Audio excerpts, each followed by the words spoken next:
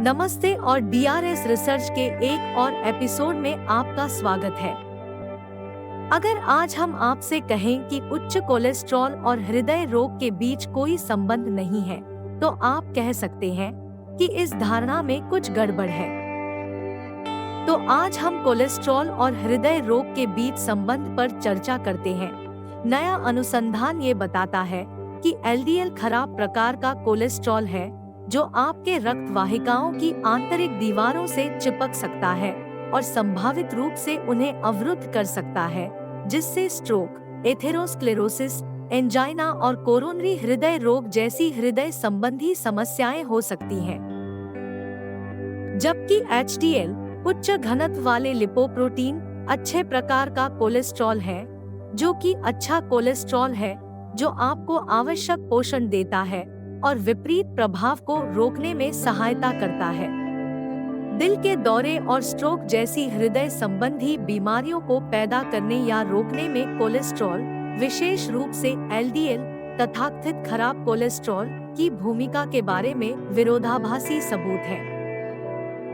अब हम कह सकते हैं कि कोलेस्ट्रॉल और हृदय रोग के बीच का संबंध उतना सीधा नहीं है जितना पहले माना जाता था।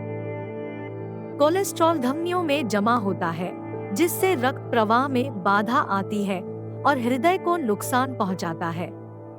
लेकिन हालिया अध्ययनों ने इस परंपरागत सोच को चुनौती दी है। शोधकर्ताओं ने पाया है कि उच्च कोलेस्ट्रॉल के साथ साथ अन्य कारक भी हृदय रोग को प्रभावित करते हैं। जीवन शैली के विकल्प जैसे कि धूम्रपान, अनियमित खानपान और व्यायाम की कमी भी महत्वपूर्ण भूमिका निभाते हैं। इसलिए उच्च कोलेस्ट्रॉल के साथ जीवन जीने का मतलब हमेशा उच्च जोखिम नहीं होता। संतुलित आहार और नियमित व्यायाम से हृदय स्वास्थ्य में सुधार संभव है। कुछ अध्ययनों में पाया गया है कि स्टैटिन के साथ कोलेस्ट्रॉल कम करने से इन बीमारियों का खतरा कम हो सकता है, जबकि अन्य में स्टैटिन से कोई लाभ या हानि भी नहीं पाई गई है। कुछ शोधकर्ताओं ने सुझाव दिया है कि अन्य कारक जैसे सूजन, ऑक्सीडेटिव तनाव या आनुवंशिक विविधताएं हृदय रोग के जोखिम को निर्धारित करने में कोलेस्ट्रॉल के स्तर से अधिक महत्वपूर्ण हो सकते हैं।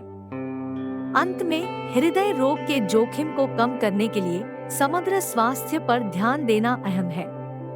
इस एपिसोड में हमने कोलेस्ट्रॉल और हृदय रोग के संबंध पर प्रकाश डाला। धन्यवाद और अगले एपिसोड में मिलते हैं।